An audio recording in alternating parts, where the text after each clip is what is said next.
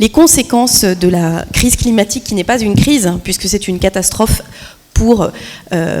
assez irréversible pour un certain nombre de ses conséquences, est très inégalitaire. Elle touche prioritairement celles et ceux qui en sont les moins responsables.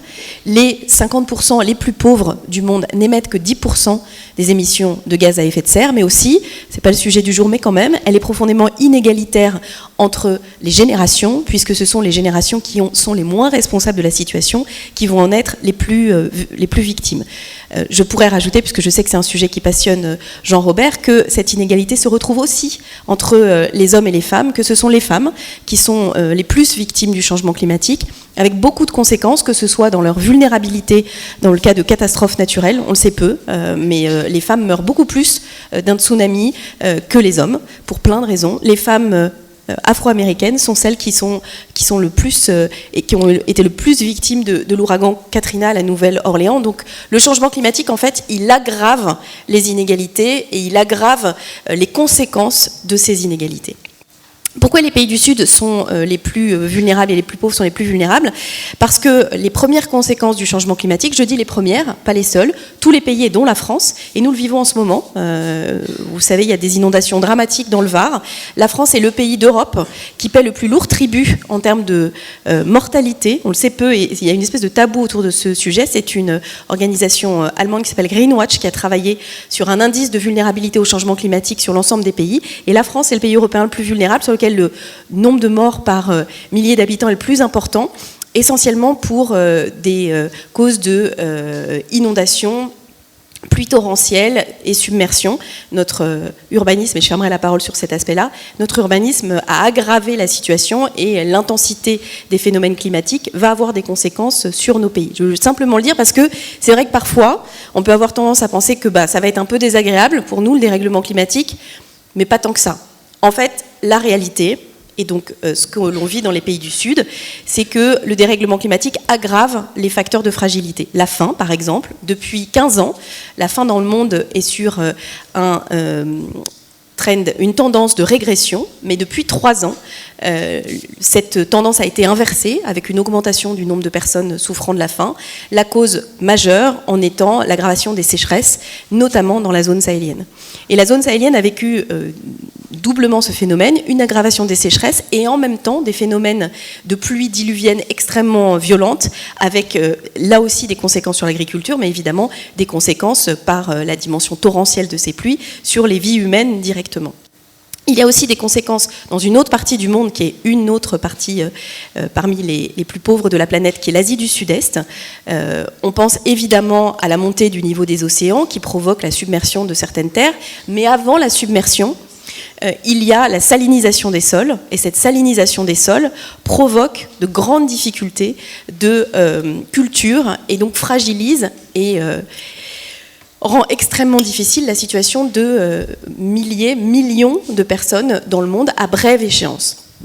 Évidemment, et celle-là vous la connaissez, une des principales conséquences du changement climatique, c'est aujourd'hui le déplacement de population. Depuis 2016, il y a plus de personnes déplacées dans le monde à cause du changement climatique. Il y a plus, oui, du fait du changement climatique plutôt que du fait des conflits. C'est une inversion historique majeure. Et là, il faut aussi en être très conscient, ces déplacements se font pour 90% des cas dans la sous-région. C'est-à-dire que les populations accueillantes, qui sont des populations déjà fragiles, sont les populations de la sous-région. Les déplacements hors de nos régions, et cette espèce de fantasme d'un immense déplacement de population vers les pays du Nord, ne correspond pas à la réalité d'aujourd'hui. En revanche, chacun comprendra bien que sur des populations déjà fragiles, l'arrivée de populations de façon massive qui sont chassées de leur lieu d'habitat par le changement climatique provoque là aussi une déstabilisation plus importante. Donc de la même manière que le changement climatique entraîne des effets de rétroaction et d'impact qui s'enchaînent sur le plan climatique ou météorologique, vous avez la même chose sur la déstabilisation des personnes les plus fragiles et les plus pauvres. Ce qu'il faut aussi comprendre, et je voudrais revenir un tout petit peu sur ce qu'a dit, je ne sais pas s'il est encore là, Guillaume Duval tout à l'heure, sur les populations qui souhaitent avoir notre niveau de vie, notre niveau de consommation, je pense qu'il faut quand même nuancer cette appréciation et se rendre compte, mais je parle avant Floris Simina, que cette prise de conscience des risques du dérèglement climatique et de la volonté d'un autre modèle de développement commence à mûrir beaucoup plus dans des pays aujourd'hui qui en sont les plus vulnérables. La mobilisation des pêcheurs sénégalais contre l'installation d'une centrale à charbon qui est, on le sait, un des principaux contributeurs des émissions de gaz à effet de serre, est évidemment le résultat aussi d'une prise de conscience que dans certaines zones du Sénégal, la hausse du niveau de l'océan, c'est 4 mètres, avec des côtes ravinées, avec des populations de poissons qui sont complètement perturbées, donc avec une économie vivrière qui devient de plus en plus difficile. Donc je pense qu'il faut faire très attention à un vieux discours sur ces questions face au changement climatique. Je pense que les populations du Sud, dans un certain nombre de cas, ont beaucoup à nous apprendre, notamment en termes d'adaptation. Parce que, et je voudrais le redire ici pour que ce soit bien clair pour tout le monde, l'enjeu du dérèglement climatique, il est double.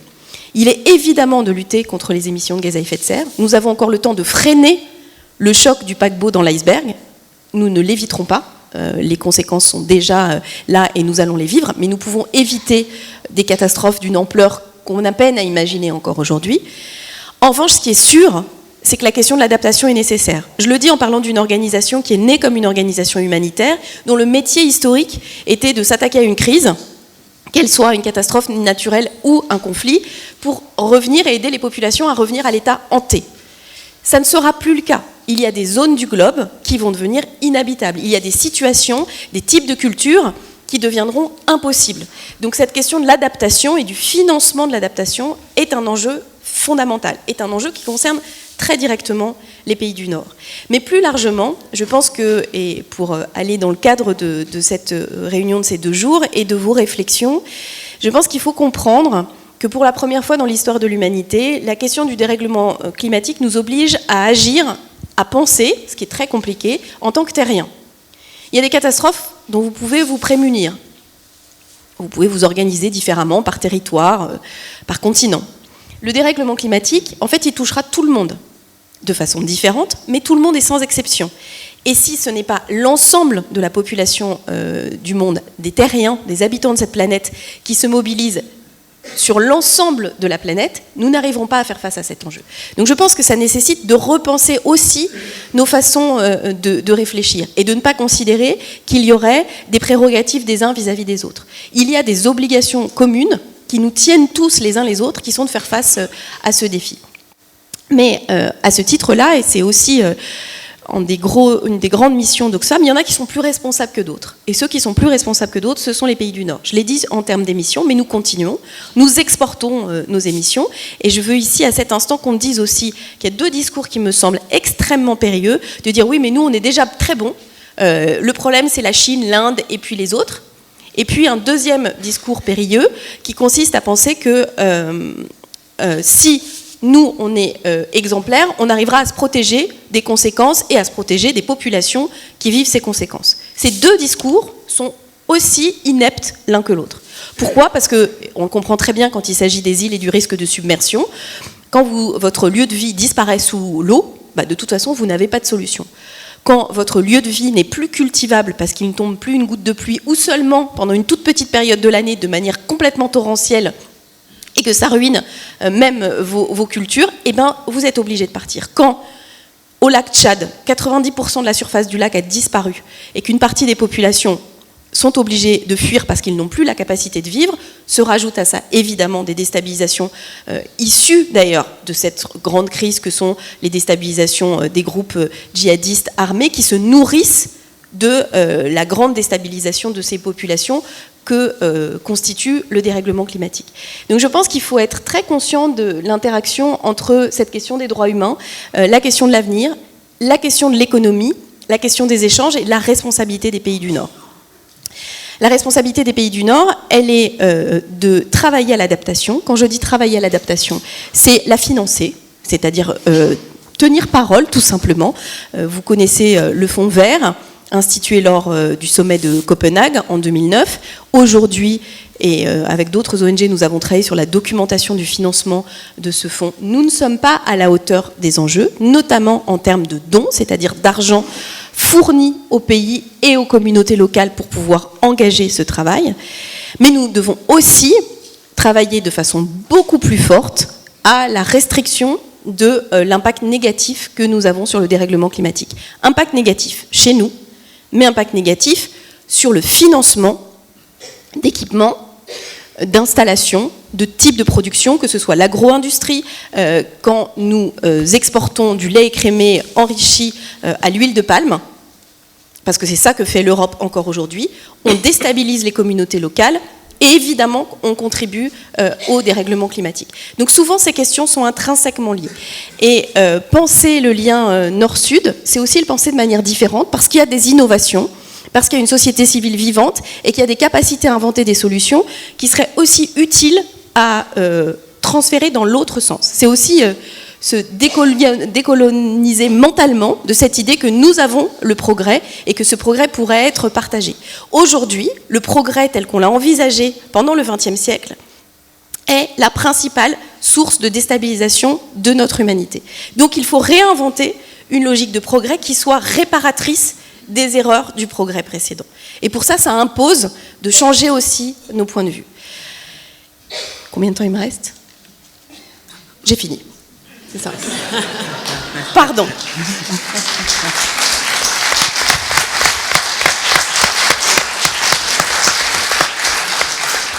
Je vais m'arrêter tout de suite, mais parce que je suis très heureuse. Encore 5 minutes. Hein. Maintenant, tu m'as dit, j'ai commencé à 56. Ça fait pas 20, hein. Ah, tu m'avais donné 20 ? Entre 15 et 20. Ok, bon d'accord, pardon, chouette. Donc, je perds pas une minute. Mais je suis très heureuse de partager la tribune avec Marine Denis, avec Floris Simina, parce que je pense qu'il y a aussi une nécessité de faire confiance à la jeunesse. De faire confiance à la jeunesse, évidemment parce que ce sont eux et elles qui vont être les principales victimes et en capacité de faire face à la réalité, mais aussi parce que les solutions qu'il faut que nous inventions, que ce soit dans les modes de production agricoles, que ce soit dans des sauts technologiques en matière de renouvelables, ils doivent être le fait d'esprits et de cerveaux qui ne sont pas complètement matricés par un modèle qui nous emmène dans le mur. Et ça, c'est vraiment quelque chose d'essentiel. Et c'est pour ça... En fait, c'est très thatchérien, c'est « there is no alternative ». C'est pas thatchérien, il y a tout à fait une alternative. Jean-Robert vient de me dire que j'étais thatchérienne parce que je disais qu'il n'y avait pas d'alternative. Si, il y a une alternative entre... Il y a une alternative entre la catastrophe absolue et limiter les dégâts. Voilà l'enjeu qui est le nôtre. Faut dire les choses. Et pour l'instant, on est parti vers la catastrophe absolue. On est dans une espèce de déni collectif assez spectaculaire. Déni collectif dans la poursuite de modèles dont on sait pourtant les conséquences. Et donc c'est pour ça que nous pensons que la seule solution en la matière est la régulation. Et je voulais finir sur ce point. C'est-à-dire qu'il nous semble que le système dans lequel on vit est un système qui a accru deux maux majeurs, les inégalités. Aujourd'hui, 7 habitants de la planète sur 10 vivent dans des pays où les inégalités entre les plus riches et les plus pauvres se sont accrues les 30 dernières années, mais a aussi lancé cette folie du dérèglement climatique que nous ne sommes pas du tout certains de pouvoir maîtriser, même de manière modérée. Et ces deux éléments sont finalement très liés. C'est un système capitalistique extrêmement consommateur de ressources humaines et naturelles, et pas capable de se réguler. Pas capable de se réguler. La meilleure preuve, c'est le rapport que nous publions chaque année au moment de Davos, qui montre combien de milliardaires possèdent autant que le reste de l'humanité. Cette année, si vous l'avez lu, c'était 26. Donc on peut discuter sur la méthodologie, bien sûr, mais l'année d'avant, c'était 42, et l'année d'avant, 64. Et donc la tendance, elle est à une ultra-concentration des richesses, avec une incapacité de redistribution. L'autre tendance est à une ultra-consommation des ressources naturelles, avec une émission de gaz à effet de serre et une impossibilité de régulation. Donc la solution, que ce soit au nord comme au sud, c'est cette question de la régulation, de penser la régulation de manière extrêmement déterminée. Et là, je terminerai en répondant sur la question de la démographie, qui est un sujet qui est important pour nous. Aujourd'hui, les études, de la même manière que sur le dérèglement climatique, il y a des gens qui travaillent. Sur la démographie, des gens ont travaillé. On sait que la transition démographique, en une génération, elle ne nécessite désormais plus qu'une chose, pas de politique de santé, même pas d'accès à la contraception. Elle nécessite une chose, l'accès d'une génération de filles, de toutes les filles, jusqu'à l'équivalent de la 4e, 3e, c'est-à-dire jusqu'à 14 ans. Si vous emmenez une seule génération de filles à l'école jusqu'à 14 ans, la moyenne d'enfants par femme sera de l'ordre de 2. Tout simplement parce qu'il y en a qui auront 4 enfants, comme moi, et d'autres, comme plusieurs de mes amis, qui en auront 0. en une génération. Donc je pense que, y compris ce débat sur la démographie, qu'on fait lourdement peser sur les Africains et notamment sur la zone sahélienne, puisqu'il y a là des taux de natalité très importants, je tiens à vous dire que vous pouvez avoir, je ne sais plus quel est le chiffre, mais enfin, je crois que c'est plusieurs dizaines d'enfants du Nigeria émettent moins qu'un enfant européen. Donc ce débat-là, en plus, il est un peu sordide et complètement absurde, techniquement, si on ramène les enfants à la question de leur contribution aux émissions.